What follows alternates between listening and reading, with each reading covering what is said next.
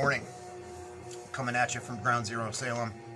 Saying coming at you sounds cheesy, probably. I'm Pat. We're listening to Worm. We're listening to the Worm demo. This is the same band I reviewed recently. Demo's decidedly a lot more black metal, whereas the LP was more of a cool fusion of doom and death metal kind of with black metal. This is kind of reminds me of early Satyricon. It's really good. Two different recording sessions. The side B is a little bit less raw than side A. Side A almost sounds like that French LLN stuff to me. Cool stuff. This is still obtainable, so I'll leave a link if you like what you hear in the background. Great Miami, Florida death metal, black metal. Anyway, moving on in the alphabet. Unfortunately, my LPs got shuffled around a little bit, which happens, so I left off with the Cro-Mags last time. They actually belonged a little further down in the collection, so we're going to talk about the Cramps first and kind of skip over them. This is a best of, Off the Bone. Cool 3D cover there. Classic dark, swampy rockabilly that kind of get thrown into the punk genre but don't really quite fit in it. Awesome shit. They were around since the late 70s out of New York. Their vocalist Lux Interior is no longer with us. He was a madman. Songs like Human Fly, Goo Goo Muck, they're really slow, creepy, slimy, primordial, fucking B-movie influenced rock and roll, rockabilly kind of shit. Great stuff. This just came out on Capitol Records. It's black vinyl, no reason to show that off, but this is a great starting point. It's a best of. Stay Sick's a great album. Smell of Female's really good. They don't have a bad album in the bunch. They got a little bit more streamlined and better produced, like in the early 80s, and sped up their sound a little bit, but I think their earlier material is best. Psychedelic Jungle and stuff like that. And we got Crass. I have a Crass record. This is Feeding of the 5000. Picked this up at Soundgarden in Syracuse, New York a very long time ago. $7.99. Nice paper poster cover with the barcode taped to it. Oh, the members of Crass would be upset about that. But yeah, great noisy punk, political, far left-wing anarcho shit. And this was kind of the beginning of that whole layout style with the borders, with the stencil font. They did a lot of stuff. They played a lot of pranks. Beyond all that shit, their music was really good. It was definitely unique. They were definitely doing something with a lack of musical talent that came above and beyond punk bands at the time. Just really raw, ugly sounding guitar and a lot of tribal-y, marchy kind of beats. Venomous, very, very English sounding spit punk lyrics and vocals. Cool band, very influential. I'm not the biggest fan of Crass, but this record holds a certain amount of nostalgic value to me, and I do like all the songs on this. I never really got into anything beyond that. Then I got some Creedence. I don't really need to say much. It's fucking Creedence. If you can't get with it, get the fuck away from me. This is the live album. It's got all the hits. Bad Moon Rising, We'll Stop the Rain, Proud Mary, Fortunate Son. Gotta love that one. Down on the Corner. Keep on Chuglin. I don't know what Chuglin is. This is a best of. This belonged to my dad. Passed it on to me. These cool faces. It's Creedence Gold. The live one. What the fuck is the live one called? The Concert. Just 8-song best of. All their biggest radio hits. Down on the Corner, Bad Moon Rising, Heard It Through the Grapevine, etc., etc. Born on the Bayou. Fortunate Son's not even on this, so. I got Cream, self-titled on Katorga Works. Katorga Works, great punk label from New York that's put out some great stuff like Hank Wood and the Hammerheads and a host of others. Cream was, in a way, straightforward hardcore, and in a way, totally not. Very heavily influenced by the early 80s stuff and some oi, but there was a certain, almost kind of noisy, dissonant quality to it. This came out in a period where a lot of bands that were playing this type of hardcore were kind of eschewing the traditional aesthetics as far as album art and lyrics and stuff like that for that kind of 80s style hardcore, just these weird creepy photos and stuff like that. It's kind of a fresh take on that kind of style. Then we got Cress, heavily influenced by Crass. This band took that kind of marching beat sort of rhythmic approach that Crass had, and a lot of the talky kind of preachy kind of vocals and lyrics, and combined it with a really dark, consuming sound, namely from Killing Joke and Amoebix. Cress were incredible. I've seen them twice, once in the UK and once in America. Saw them in the UK, I think, in 2001. Saw them in America like 3 or 4 years ago here in Boston. Really good. This is on Flat Earth Records, who are cool label from the Bradford area of England, Bradford, Leeds area. Great record, cool band. If you want Crass but more palatable and tolerable, Cress is a good way to go. And you got Criminal Damage, the self-titled first record. This band has 3 LPs in total, as far as I know. This is on Feral Ward, guy from Tragedy's label again. It's one of the members of Tragedy and some other folks doing a Blitz worship kind of band. So they sound a lot like Blitz. Highly recommended stuff. Again, Basic Center labels, black vinyl. Great band. If you like Blitz, this sounds almost identical to Blitz. It's a little bit more dark, kind of, a little bit more mournful in a kind of a weird way. But just about, you know, the abuse of power is pretty much the main lyrical theme. But great, catchy, like, street punk kind of stuff. Then we got the Cripple Bastard Suppression split. I think I just talked about this, but I filed it, so there it is. I tend to put splits of the band that I like a little bit more in the alphabet. That's my system, if you want to call it that. But yeah, cool power violence grind split. Cripple Bastards being a little bit on the sloppier side of kind of punk influence, grind, and Suppression being wild power violence with a noisy edge to it. I know that these guys, Suppression got a lot more just straight up noise later, and kind of weren't my bag. I saw them in, where did I see them? In Virginia, where they're from, in Richmond, and it was all like kind of like, in my opinion, not very great, like power electronic noise rock kind of stuff. But their early stuff is fucking flesh-rending, pissed, spiteful power violence. It's awesome. This came out on Bovine Records, who put out a lot of grind and power violence and stuff like that. This is Center labels. Black vinyl. All this black vinyl is saving me the effort of pulling out the records. I really like that. And it's the insert there.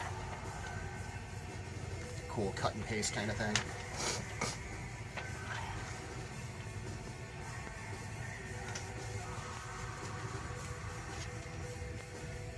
And we got some Crossed Out. This is their discography on Slap a Ham. Out of all the original quote-unquote power violence bands from the early 90s, Crossed Out quite possibly could have been the darkest. There's no way you could possibly put a posy spin on their lyrics like Infest kind of had. Or, you know, any of the goofiness of Spaz or anything like that. Got Albert Fish there, kind of saying oy vey on the cover. Yeah, lots of stuff on this. Like any other power violence band, you can cram a lot of songs on an LP. Compiles everything they did. 7-inch, split 5-inch with Drop Dead, split 7-inch with Man is the Bastard. There's a demo, a radio session, rehearsal track, some more live stuff, but great booklet with all kinds of, you know, all kinds of compilation, artwork, and that sort of thing. Music is extremely harsh, blasting hardcore with jarring, slow parts like you'd expect from that kind of music. This band was out of the original bands that kind of pioneered this style in the early 90s, late 80s, early 90s. They're really one of the best. They've even had a few like worship copycat bands, notably Scapegoat from Boston, who are also fucking great. But yeah, 90 to 93 on Slap a Ham. Then I got this repress of the first Crowbar. Crowbar's kind of a nostalgic band for me. I grew up listening to the self-titled when that record dropped, and the video for All I Had I Gave was all over MTV and Headbangers Ball, and I still love that record. I've given a lot of their other records a shot, and none of them quite hit me the same way that the self-titled does, and I don't know if that's something in the production, the fact that a couple of the songs are a bit faster. They were definitely the gateway drug that got me into Sheer Terror, because I believe Sheer Terror was a big influence on, like, their vocal style and stuff like that. This record's cool, but I don't spin it super often, just because there's something about it that doesn't quite measure up to the self-titled. They've got a million records and a well-deserved fan base, as far as sludge goes, and unlike a lot of other sludge, like, it's a different vocal approach, you know, it's less that tortured screaming like I Hate God and a bunch of other bands, and more of a gruff kind of hardcore bellow. Most people are aware of that, but this came out on Emetic Records. Pretty nice gatefold. Yeah, who knows, maybe at some point I'll get a wild hair up my ass and start trying to get into Crowbar more, but it's not really where I'm at right now. Repress of the First Cryptopsy, Blasphemy of Evil Made Flesh, War on Music Records. It's printed inner sleeve. Pretty decent reissue. Nothing too fancy. You know, Cryptopsy. Classic Canadian death metal that went on to become very tech. This is an extremely technically proficient album. Death metal, it's not quite as crazy and all over the place as what they would do later. You know, it's kind of their Considered Dead if you want to compare them to fellow Canadians, Gorguts there. But great record nonetheless. Crown Court, this came out 2016 or 2015, recently, past couple of years, Capital Offense. There's a lot of newer hardcore bands coming out of UK, coming out of Great Britain. There's been a rebirth in hardcore, and this is more of an Oi project with some of the guys from those bands, notably Violent Reaction. And, you know, leave it up to the Brits to do Oi and street rock or street punk or whatever you want to call it really well. This has got some great catchy songwriting on it. Disco Skins in particular is a great song. Heavy, hard-hitting stuff. Great fucking Oi. Katorga Works again. That great New York label. They put out a lot of kind of Oi-ish kind of stuff, including the Vanity LP, which is awesome. Vain in Life. One of the best Oi records from years and years. So we got Crucial Youth, the Posse Machine. This band's a riot. This band was around in the late 80s. They were sort of lampooning the whole Youth Crew deal, Youth of Today and bands like that. There's a lot of similarities to Straight Ahead, the band Straight Ahead, but less blasting craziness, fast parts. Great choruses. The scene is like a bowling ball. Keep Off the Grass. Youth of the World. There's an anti-caffeine song, which is great. Turn the Other Cheek. Cross at the Green. You know, just obnoxiously posy kind of lyrics. Very funny. This comes with a comic book in it. Well, yeah, here's this is the anti-swearing. You curse, not posy. Fucking great. Oh yeah. Do's and don'ts with Safety Squirrel. Safe mosh. Right there. Maybe you want to pause this and read this because it's pure comedy. But awesome stuff. I also have this, which is, I gotta put this back in. This comic book is worth like gold to me. This actually, I got a very long time ago from that record store Oliver's. I don't know if the sticker's not still on it. But this actually came with the comic book too, and I lost it. Same comic book, and I was so fucking bummed. And then I found the Posse Machine, which came out on New Red Archives, by the way. I found that for a decent price, and I was like, oh, thank God I can have that amazing comic book in my hands again. This is all songs from the album on the first side. They just did some weird reissue where it's kind of like a greatest hits of the first album, just selected songs. And the B-side's a radio session, which is interesting. The song Santa Claus is Coming and You're on His List is like a piss take on Sergeant D is Coming and You're on His List. That's really funny. And they also covered I'm Straight by the Modern Lovers, which is great. This came out on Released Emotion Records, which is a British label. Yeah, nothing exciting. Center label's pretty plain, black vinyl. And Crucifix Dehumanization. This comes in kind of awkward. It's because I'm redoing talking about this record. Rewatched the video, wasn't too fond of it. Just fucking more awkward than usual for me. Just saying a lot. But this came out on Corpus Christi, which I think was Crass's label. Crass had something to do with it. There was also Crass Records, so I'm not sure. I'm trying to remember what else came out on Corpus Christi. Maybe Remember Queen or something like that. Just black vinyl. Won't bother showing you that. This was an American hardcore band that, more than anyone else, indebted a lot of their influence in the UK scene, particularly the Anarcho Punk scene, lyrically and visually, aesthetically. Musically, they were way more discharge, ripping, fast hardcore with some of the more extreme at the time American hardcore influences. People have noted a lot of similarities vocally to Agnostic Front, that kind of wild Tasmanian devil, slurred kind of shout that Roger had. And they were buddies with AF too. Played with them a couple of times, got along famously despite some political differences.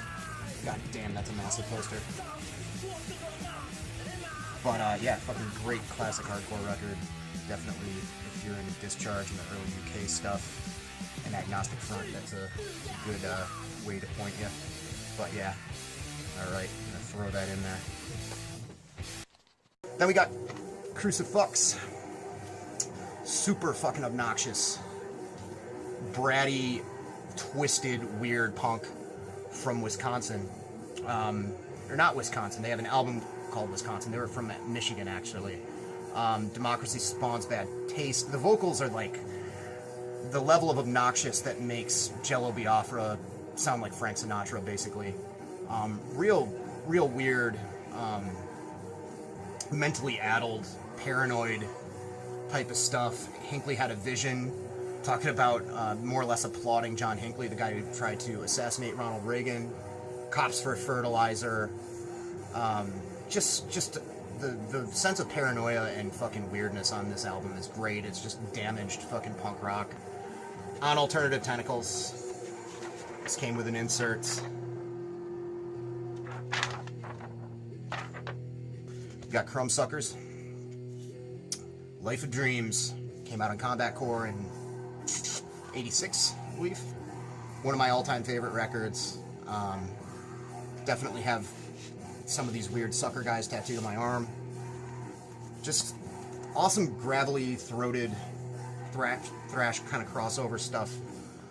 There's a lot more flow to it than other bands that were around doing this style at the time.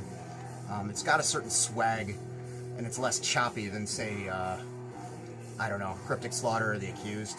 Almost sort of a Motorhead sort of like flowing thing, but incredibly well written. Tight as a fucking duck's asshole, like blazing solos. Great stuff. Very much vocally indebted to, like, I'd say like Negative Approach or Negative Effects, which there weren't too many crossover bands that really kind of had that vocal style at the time. I suppose Billy Milano could be considered sort of the deeper range or whatever. But yeah, total classic. Beast on My Back, a lot of people don't like. It's kind of grown on me over the years, the one after this. A little bit more like syncopated and groovy and prongish, but this is a ripper. If you like speed metal and if you like New York hardcore, this is a marriage made in heaven. And this is a collection of all their demos on FOAD, Turn Back Time, the early years. It's got the Crumbsucker Cave demo, Charge of the Light Brigade demo, the November '83 tape, the April '84 tape, and it comes with a bonus CD. It's over in my CDs right now with a bunch of live shows at CBGB. Like I said, FOAD put this out. Got kind of typical kind of sort of collage thing going on there. Some little synopsis of the band there. I believe this is just on black vinyl, but let's take a look and see. Oh yeah, it looks like it's etched. It's a 3-sided deal. Kind of forgot about that. Really nice, cool, not etched but silk screened. If I was a rich man, I'd buy another copy just to hang this up, but I am not. Good looking stuff, good looking product. Then, speaking of Cryptic Slaughter, got Convicted. This is on Bonsai. It's got the little speed metal wheel there. One of the first things I bought on eBay, very, very early 2000s. For the longest time, at least the first year that I was buying stuff on there, I was sending out money orders. That was a pain in the ass. Glad that's over. Black vinyl, simple center labels. We've got the bonsai, iconic bonsai label here. This is my favorite Cryptic Slaughter. A lot of people are into Money Talks, which is going to be the next one I show. I feel like their other records had sort of a muddy production that held them back. The music's brilliant on the first three, but this is the most immediate to me, just in terms of punchiness and the way it sounds. It's kind of a dry recording, but it sounds really good. Bill Matoyer, who produced tons and tons of stuff on Metal Blade, produced it. Then we got this. This is a Relapse reissue of Money Talks. Also great. This is, I think, remastered and sounds a lot better. I used to have an original pressing of this, and I actually flipped it years ago. Relapse did a good job. It definitely sounds stronger than the original. A little synopsis on, you know, the history of the band. And black labels, center labels, black vinyl. Cool stuff. One of my favorites. And then we got the Cult Love. Great British hard rock band that kind of started out as a death rock kind of thing, as Southern Death Cult, then just the Cult. They're kind of shaking off their sort of new wave tendencies on this. This is on Sire Records. Black vinyl. Cool printed inner sleeve. This is the one that has She Sells Sanctuary on it. So we're getting a little bit more hard rock. I do like me some Cult. A couple of LPs. Really all I need. This is my favorite, actually. This is Electric. This is way, way more like rockin', AC/DC, ballsy. Almost like a non-satanic, non-occult Danzig. A bit brighter, but kind of along the same lines. Fucking fantastic record. I think this was produced by Bob Rock. I don't know off the top of my head. Might just be spitting smoke on that factoid, but yeah, the Electric fucking rules. This is a great Friday night beer drinking record. This is not a Friday night beer drinking record up next. This is Cult of Youth. This is my friend Sean's band, A Stick to Bind, A Seed to Grow. Sorry for the name drop, but I used to be in a band with this dude in the late 90s, early 2000s here in Boston. It was a crust punk band. And Sean moved down to New York to go to school. And he was in a hardcore band for a while whose name escapes me at the moment. I still have their demo behind me somewhere. And he started up this band. This is very neo-folk. Certainly not a copycat, but if you like Sol Invictus and, of course, Death in June, this would be up your alley. This is a very early Deus Records release. Who've gone to put out a lot of stuff. Youth Code and King Dude and all kinds of stuff that's gaining a lot of popularity now. But this record's excellent. It's got the cool foil stamping there and all that. This is just, as far as I remember, this is just Sean and acoustic guitar, maybe some other touches here and there. It's very, you know, sparing. Reminds me a lot of just that singer-songwriter kind of Death in June stuff, not so much the industrial stuff. But then he fleshed it out with a full band and started to tour and stuff like that. I think this was around the time I saw them with Zola Jesus, but he's got a full lineup here. A little bit more straightforward, rockin', goth, death rock kind of stuff. I feel like it had like sort of a Western kind of bent, like a little bit of a Ennio Morricone, like spaghetti Western influence on the kind of neo-folk death rock thing that he was doing. It's been a long time since I listened to this. But Cult of Youth are fucking great. They've done a lot more material since then. This is on Sacred Bones Records, who have also put out a lot of stuff kind of in the same vein as Cult of Youth. They've put out, I think they put out Zola Jesus and maybe King Dude as well. I don't know. I'm not an expert on that scene at all. I just kind of snag a few things that I like here and there. Then Mandatory record. The Cure, Standing on a Beach. I used to have a cassette version of this, which was Staring at the Sea. This just has all their really big hit singles from the 80s up to a certain point. The cassette version had the B-sides on the other side, which was cool. But I remember being in I think it was a record theater, which was a chain in my area where I grew up. And knowing that the Cure were cool and I had to expand my horizons, but I only had like $10 or $12 or however much a cassette cost. but I had to force myself to buy this, and I was like sweating and pacing around the store because I was like, I need to check out some Cure, but there were so many other like metal and hardcore records I had to buy, which is kind of funny. But anyway, yeah, classic Cure, great stuff. It's on Elektra. Not gonna bother pulling the record out. It's this Elektra Center label in black vinyl. And then finally you got this Curriculum Mortis. This is on Ultra Sonido. This was a cool Peruvian kind of crossover band. Very unique in their own right with their range of influences. I mean, they existed in somewhat of a vacuum in the late 80s, you know, being from Peru and all. And it does have that sort of Cryptic Slaughter or Accused crossover kind of thing, but it also has a very feral, vicious, almost kind of like South American bestial kind of vibe too. Must just be something in the, well, probably the political climate, but maybe the water down there that gives it, you know, kind of that sort of sarcophago or Holocaust, you know, that kind of thing. Parabellum, whatever, you know, it's got that sort of untethered kind of vibe. The guitars are extremely raw in this. They're very like practice amp or combo amp, but like cranked up really high, very fuzzy. But yeah, great pissed record, super good. If you can track it down, you know, it's an obscurity, but definitely check into it because it's worth the price of admission. All right, that's it. Hope everybody had a good Turkey Day or whatever the fuck. I may do another update, I may not. I've been saying that a lot lately. Don't want to commit. I'm gonna be wishy-washy on you. Have a good weekend. Peace.